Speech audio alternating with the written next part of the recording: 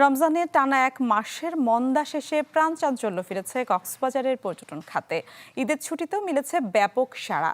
এখন প্রতিদিন ৭০,০০০ থেকে ১,০০,০০০ পর্যটক একসাথে অবস্থান করছেন সৈকতের শহরে, যাতে গেল কয়েকদিনে পর্যটন খাতে ব্যবসা হয়েছে ৩০০ থেকে ৩৫০ কোটি টাকা।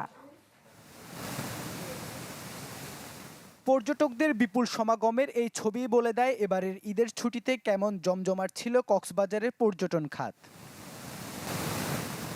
জাতীয় নির্বাচন এবং রমজান মাস সব মিলে গেল মাস দুয়েক অনেকটা মন্দায় কেটেছে কক্সবাজারের পর্যটন ব্যবসা।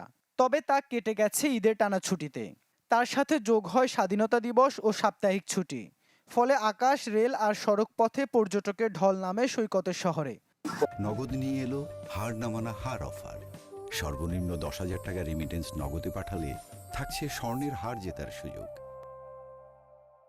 পর্যটকের কারণে ব্যবসাটা হয়, ওনারা যদি আসে আমরা কিছু টাকা ইনকাম করতে পারি। ঈদুল ফিতরের উপলক্ষে আমাদের আল্লাহর রহমতে টানা ব্যবসা চলতেছে। আল্লাহর রহমতে ভালো পর্যটকের আগমন দেখা যাচ্ছে, সেলও ভালো হচ্ছে আল্লাহর রহমতে। যা আশা করছিলাম তার চেয়ে দ্বিগুণ পর্যটক সাড়া দিয়েছে। নিরাপত্তার ব্যবস্থা যদি একটু জোরদার থাকে সেক্ষেত্রে আরও পর্যটক এখানে আসবে বলে আমি মনে করি।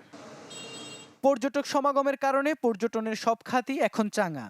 সব মিলে কি পরিমাণ ব্যবসা হয়েছে তার সঠিক পরিসংখ্যান না থাকলেও ব্যবসায়ীদের ধারণা ঈদের ছুটিতে গেল সোমবার পর্যন্ত ৩ থেকে ৩৫০ কোটি টাকার ব্যবসা হয়েছে কক্সবাজারে, যা পরের ছুটি সহ মিলে হবে দ্বিগুণ।